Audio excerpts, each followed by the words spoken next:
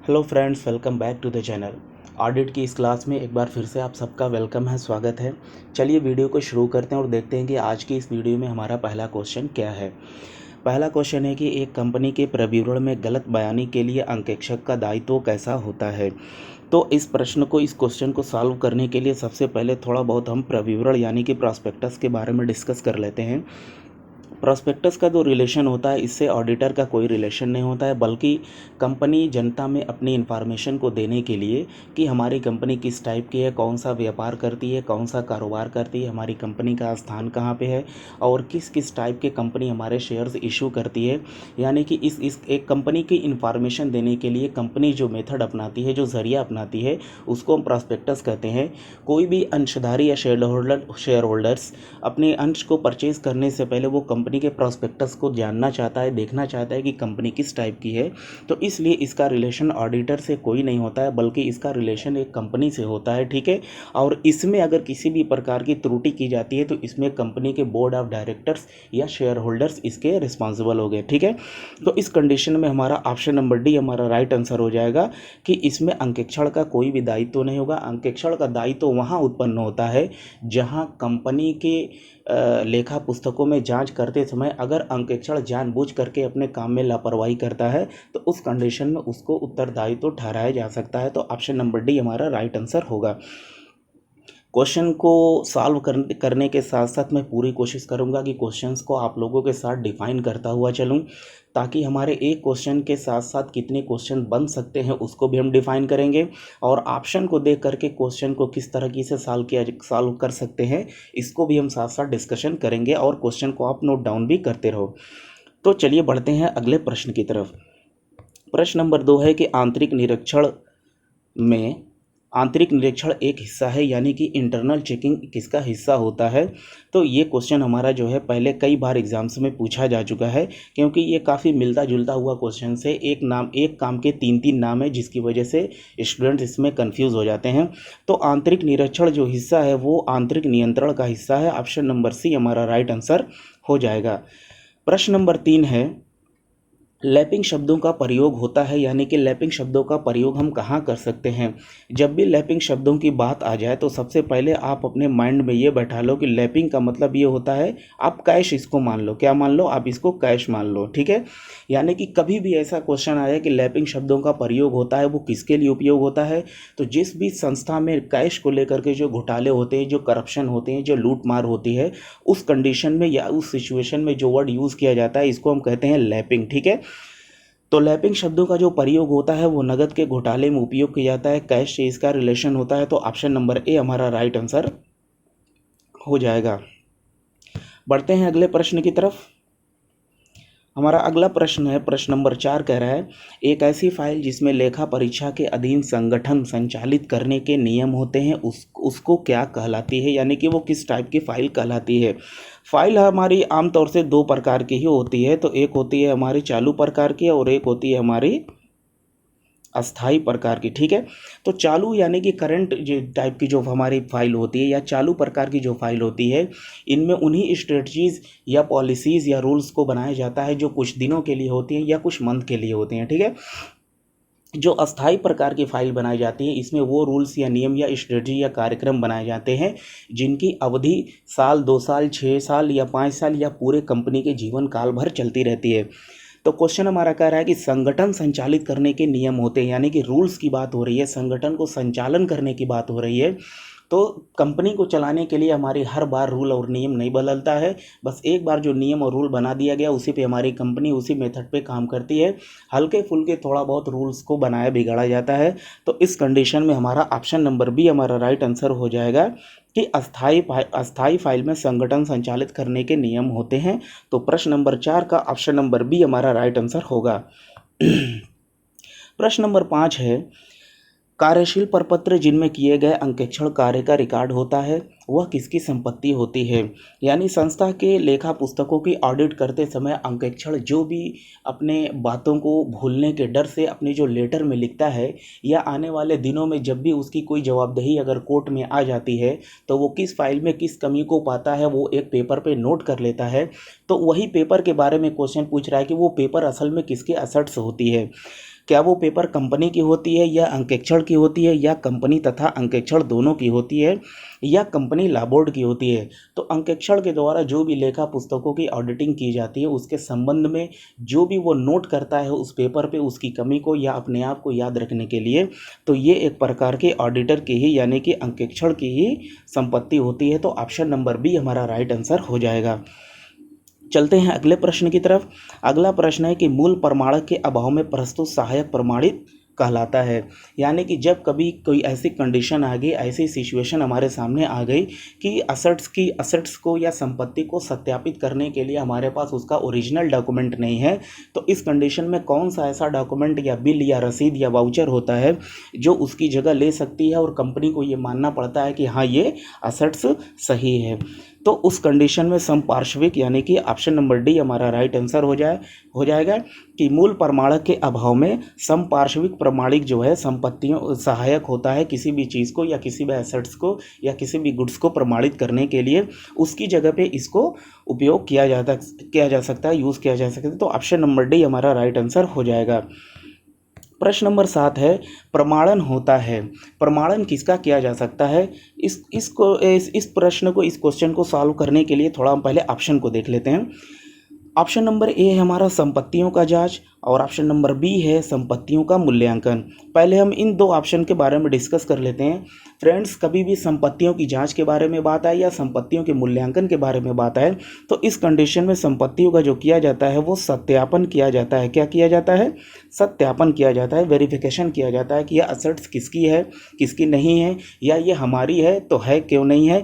इस टाइप से जो भी वेरिफिकेशन किया जाता है संपत्तियों को लेकर के उसको सत्यापन का वर्ड यूज़ किया जाता है। ठीक है।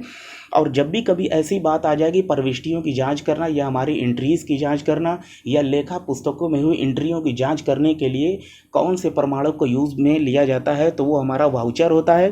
फिलहाल हमारा जो क्वेश्चन है कि प्रमाणन किसके लिए होता है, तो प्रमाणन हमारा होता है प्रविष्टियों की जांच के लिए। ऑप्शन नंबर सी हमारा राइट आंसर हो जाएगा। देखिए क्वेश्चंस को हम ऐसे भी सॉल्व कर सकते हैं कि ऑप्शन को पहले पढ़ लें, ऑप्शन को पढ़ लेने के बाद अगर उस ऑप्शन के बारे में हमको जानकारी रहेगी, नॉलेज रहेगी, तो ऑप्शंस के अकॉर्डिंग हम अपने प्रश्न को बना सकते हैं कि इस प्रश्न का उत्तर ये नहीं हो सकता है। ठीक है। तो अब जो बच गया वही हमारा उत्तर हो जाएगा। ठीक है। तो ऑप्शन नंबर सी हमारा राइट आंसर होगा। चलते हैं अगले प्रश्न की तरफ। अगला प्रश्न है लेखा पुस्तकों की प्रविष्टियों की शुद्धता सुनिश्चित करने के लिए प्रपत्र प्रमाणों की जांच की क्रिया कहलाती है। यानी कि अगर हम अपनी जनरल एंट्री किए हैं अपने लेजर हमने बनाया है या फाइनल अकाउंट को हमने बनाया है, उस कंडीशन में अगर हमारा अमाउंट कोई इधर उधर आ रहा है या फ़र्क आ रहा है या जनरल एंट्री ही हमारी गलत हो गई है, किसी एसेट्स को हमने 36,000 का लिया था और उस पर हमको डाउट हो गया कि ये एसेट्स हमारी 3600 की थी, तो इस कंडीशन में कौन सा ऐसा प्रपत्र है कि जिसको ले आने के बाद उस एंट्री को सही किया जा सकता है और ये पता लगाया जा सकता है कि हमारी त्रुटि कहाँ पे है। तो उस कंडीशन में उस एंट्री की जांच करने के लिए, उस लेखों की जांच करने के लिए हमको प्रमाणन की आवश्यकता पड़ती है, वाउचिंग की आवश्यकता पड़ती है, जिसकी सहायता से अपनी लेखा पुस्तकों में हुई गड़बड़ी का पता लगाया जा सकता है। तो ऑप्शन नंबर सी हमारा राइट आंसर होगा। प्रश्न नंबर 9 है निम्नलिखित में से किसे अंकेक्षण की रीढ़ की हड्डी कहा जाता है। प्रश्न हमारा ऐसे भी बन सकता है कि निम्नलिखित में से किसे अंकेक्षण की रीढ़ की हड्डी के साथ साथ अंकेक्षण की आत्मा भी कहा जा सकता है। तो दो टाइप के यहाँ से प्रश्न बन सकते हैं। तो उस कंडीशन में हमारा ऑप्शन नंबर डी हमारा राइट आंसर हो जाएगा कि वाउचिंग को जो है अंकेक्षण की रीढ़ की हड्डी के साथ साथ उसको अंकेक्षण की आत्मा भी कहा जा सकता है। तीसरा क्वेश्चन हमारा यहाँ से ये क्रिएट हो रहा है फ्रेंड्स कि ऐसा कौन सा प्रपत्र है या ऐसा कौन सा लेटर है या प्रपत्र है जिस पे अंकेक्षण का पूरा दारोमदार या अंकेक्षण की पूरी बुनियाद ही खड़ी होती है। तो प्रमाणन पर ही हमारी जो ऑडिट होती है, जो ऑडिटिंग होती है, उसकी जो बुनियाद होती है, उसकी जो बिल्डिंग होती है, उसकी जो भवन होता है वो प्रमाणन पर भी टिका हुआ है। इस टाइप का भी क्वेश्चन हमारा पूछा गया है और आगे पूछा भी जा सकता है, बस नाम चेंज करके। तो प्रमाणन ऑप्शन नंबर डी हमारा इसमें राइट आंसर हो जाएगा कि रीढ़ की हड्डी के साथ साथ इसको अंकेक्षण की आत्मा भी कहा जा सकता है। तो प्रश्न नंबर 9 का ऑप्शन नंबर डी हमारा राइट आंसर होगा। बढ़ते हैं अगले प्रश्न की ओर। अगला प्रश्न है कि प्रमाणन के अंतर्गत जांच की जाती है। प्रमाणन के अंतर्गत किसकी जांच की जाती है? आइए देखते हैं कि वाउचिंग की सहायता से हम किसकी किसकी जांच कर सकते हैं। ऑप्शन नंबर ए कह रहा है कि प्रारंभिक लेखा पुस्तकों की जांच की जा सकती है। ऑप्शन नंबर बी है अंतिम लेखा पुस्तकों की जांच की जा सकती है। और ऑप्शन नंबर डी है आर्थिक चिट्ठों की जांच की जा सकती है। और डी हमारा उपयुक्त सभी। तो मैं आपको डिफाइन एक्सप्लेन करते चलूँ कि इस क्वेश्चंस को मैंने एक दो ग्रुप में शेयर किया था। लगभग 80% का जो आंसर आया वो ऑप्शन नंबर डी आंसर आया कि उपयुक्त सभी, जो कि ये टोटली रॉन्ग है। ठीक है, प्रमाणन या वाउचिंग के अंतर्गत जो जांच की जाती है वो केवल और केवल प्रारंभिक लेखा पुस्तकों की जांच की जाती है कि यानी कि जो भी हम जनरल एंट्रीज करते हैं, जो भी प्रारंभिक लेखा की पुस्तकों में हम एंट्री करते हैं, उसमें अगर किसी भी प्रकार की गड़बड़ी पाई जाती है या किसी एसेट्स के बारे में देखना होता है कि इसमें कितनी हमारी अमाउंट था, कितना हमारा अमाउंट नहीं था, या गुड्स के बारे में देखना होता है, तो इस कंडीशन में हम प्रारंभिक लेखा की पुस्तकों की जाँच करने के लिए वाउचिंग का उपयोग या यूज़ किया जा सकता है। तो ऑप्शन नंबर ए हमारा राइट आंसर होगा, न कि ऑप्शन नंबर डी। प्रश्न नंबर 11 है, गहन जांच के अंतर्गत आता है, यानी कि डीपली जो चेकिंग होती है किसी भी संस्था में सभी लेखा के पुस्तकों की, तो उसमें किन किन को शामिल किया जाता है?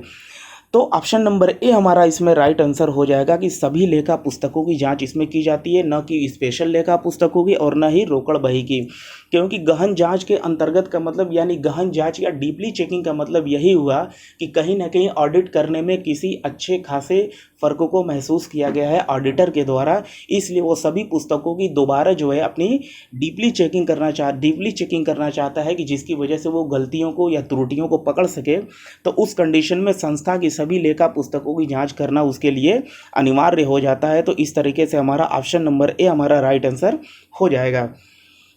उम्मीद करता हूँ दोस्तों वीडियो आपको पसंद आ रहा होगा। फटाफट वीडियो को लाइक कर दो और अभी मेरे चैनल को सब्सक्राइब नहीं किया तो प्लीज़ चैनल को सब्सक्राइब कर दो, ठीक है। और वीडियो को देखने के बाद वीडियो को शेयर करना न भूलें। प्रश्न नंबर 12 है कि अंकेक्षण का मुख्य उद्देश्य क्या होता है? अंकेक्षण के दो ही उद्देश्य हमारे होते हैं। अगर आप अंकेक्षण के उद्देश्य अगर आप सिर्फ पढ़े रहोगे तो मेरे ख्याल से आपको जो हमारे क्वेश्चन आएंगे उसको बड़े आराम से आप हल कर लोगे। देखिए, जो अंकेक्षण का मुख्य उद्देश्य होता है इसमें प्रमाणन आता है, वेरिफिकेशन भी आ सकता है, और लेखा तथा दस्तावेजों की सत्यता और पूर्णता की वैधता का पता लगाना भी आ सकता है। और सहायक उद्देश्य में त्रुटियों को खोजना या छल कपट का पता लगाना या छल कपट को रोकना, इस टाइप के जो हमारे अंकेक्षण के कार्य ये सहायक कार्य यानी कि सेकेंडरी वर्ग के अंतर्गत आते हैं। तो क्वेश्चन के अकॉर्डिंग हमारा ऑप्शन नंबर सी हमारा राइट आंसर हो जाएगा कि लेखा तथा दस्तावेजों की सत्यता, पूर्णता एवं वैधता का पता लगाने के लिए अंकेक्षण का ये मुख्य उद्देश्य कहलाता है। तो ऑप्शन नंबर सी हमारा राइट आंसर हो जाएगा। बाकी त्रुटियों एवं छल कपट का पता लगाना, त्रुटियों एवं छल कपट को रोकना, ये एक प्रकार का अंकेक्षण का सहायक प्रकार का काम होता है। तो ऑप्शन नंबर हमारा क्वेश्चन के अकॉर्डिंग सी हमारा राइट आंसर होगा। प्रश्न नंबर 13 है, अंकेक्षण का सहायक उद्देश्य होता है। तो अभी हमने जस्ट इसके पहले वाले क्वेश्चन में बात की कि अंकेक्षण के दो प्रकार के उद्देश्य होते हैं, एक होता है हमारा मुख्य उद्देश्य और एक होता है हमारा सहायक उद्देश्य। तो इस कंडीशन में जो अंकेक्षण का सहायक उद्देश्य होता है, आइए देखते हैं, ऑप्शन को पढ़ते हैं। अशुद्धियों का पता लगाना एवं रोकना, ठीक है, ये भी हमारा सहायक उद्देश्य है।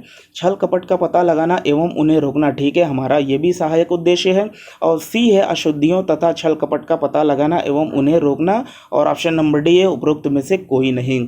तो इस कंडीशन में हमारा ऑप्शन नंबर सी हमारा राइट आंसर हो जाएगा कि अंकेक्षण के सहायक उद्देश्य के अंतर्गत अशुद्धियों तथा छल कपट का पता लगाना एवं उन्हें रोकना, ये एक प्रकार का अंकेक्षण का सहायक उद्देश्य है। तो ऑप्शन नंबर सी हमारा राइट आंसर हो जाएगा। प्रश्न नंबर 13 है, यदि एक कंपनी अंकेक्षक अपने कर्तव्यों के निष्पादन में कुछ अनुचित करता है तो जिससे कंपनी को वित्तीय हानि होती है, तो उसे किस प्रकार का दोषी ठहराया जा सकता है? अगर किसी कंपनी में कोई ऑडिटर या अंकेक्षण कार्य करता है तो वो अपने कर्तव्यों को पूरा करने के बजाय लापरवाही से अपने कार्य को करता है, और by chance in future company को टैक्स जमा करना चाहिए था 1 लाख रुपए, लेकिन अंकेक्षण की लापरवाही की वजह से वो हमारा टैक्स 10 लाख रुपए का बन गया, और अंकेक्षण ने ये लापरवाही जानबूझ करके की है, तो उस कंडीशन में उसको किस प्रकार का दोषी ठहराया जाएगा? तो उसको दीवानी लापरवाही के लिए दोषी ठहराया जाएगा उसको कोर्ट कचहरी ले जाना पड़ेगा और ये साबित करना पड़ेगा कंपनी के मालिक को, अंशधारियों को भी, ऑडिटर के खिलाफ कि हाँ इन्हें इसने जो गलती है वो जानबूझ करके की है, तो उसको दीवानी लापरवाही के लिए दोषी ठहराया जाएगा। तो ऑप्शन नंबर हमारा ए हमारा राइट आंसर हो जाएगा।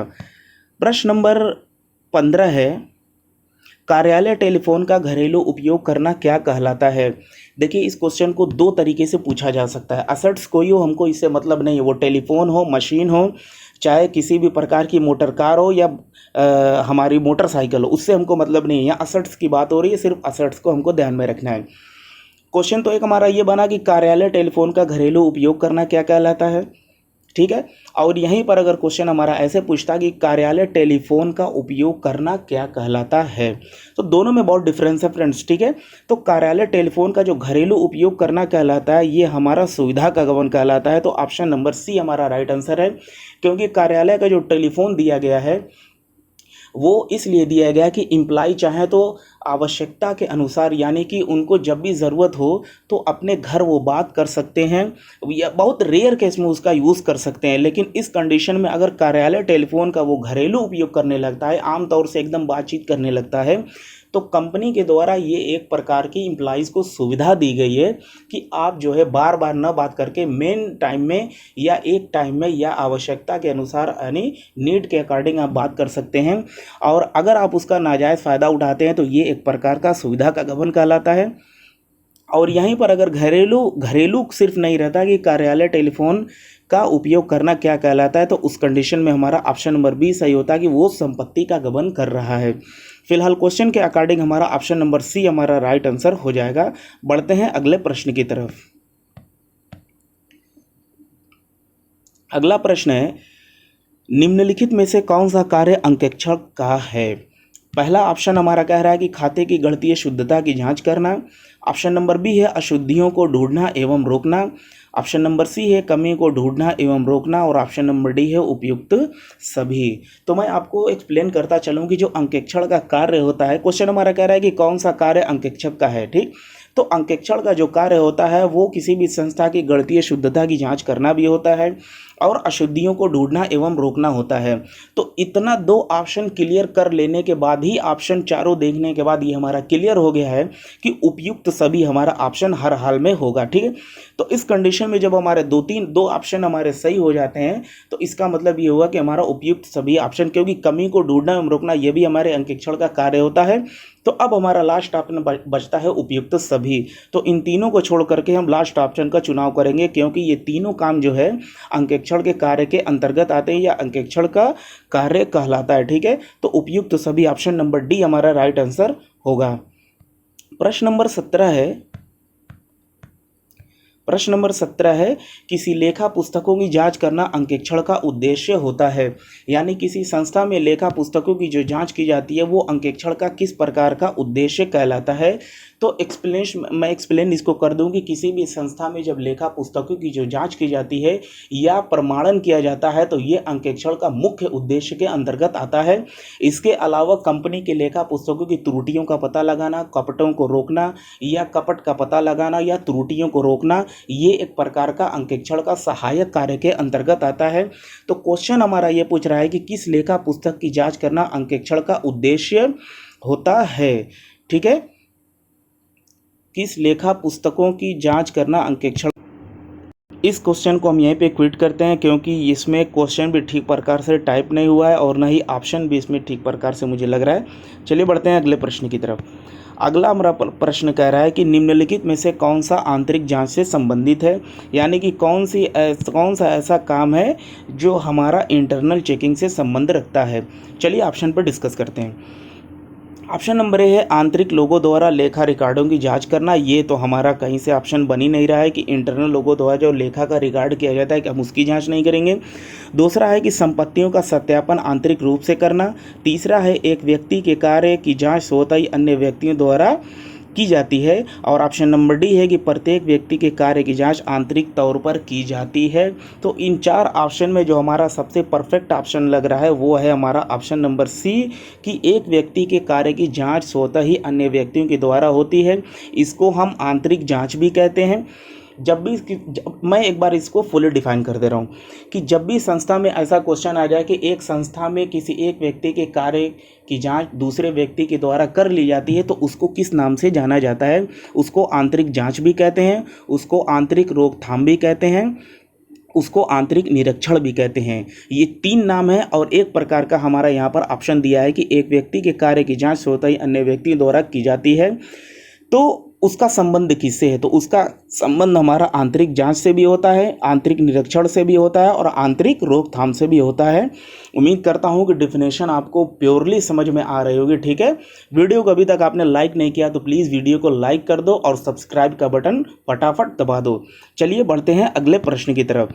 प्रश्न नंबर 19 है, निम्नलिखित में से कौन सा लेखा परीक्षण विशेष रूप से कंपनी सचिव द्वारा किया जाता है? मोस्ट इंपॉर्टेंट ये क्वेश्चन है और काफ़ी टफ क्वेश्चन है ये, क्योंकि सभी लोग जो है इसमें आंतरिक लेखा परीक्षण या मुख्य अंकेक्षण को ही मान लेते हैं, इसलिए मैंने ऑप्शन को थोड़ा हट करके बनाया है इसमें। तो निम्नलिखित में से कौन सा लेखा परीक्षण विशेष रूप से यानी स्पेशल तौर पर कंपनी के सेक्रेटरी या सचिव के द्वारा किया जाता है? तो इस कंडीशन में हमारा ऑप्शन नंबर सी हमारा राइट आंसर हो जाएगा कि सचिवीय लेखा परीक्षण जो किया जाता है वो विशेष रूप से कंपनी के सचिव के द्वारा किया जाता है। तो ऑप्शन नंबर सी हमारा राइट आंसर होगा। चलते हैं आज की इस वीडियो के लास्ट क्वेश्चन में। लेखा परीक्षक का कार्य होता है यानी कि ऑडिटर का जो कार्य होता है वो कैसा होता है? चलिए ऑप्शन पर डिस्कस करते हैं। ऑप्शन कह रहा है कि लेखा बहियों का अभिलेखन करना, विभिन्न लेखा बहियों का संकलन करना, लेखों की समीक्षा करना। ठीक है, लेखों की समीक्षा करना, इसको थोड़ा मैं ऊपर कर दे रहा हूँ।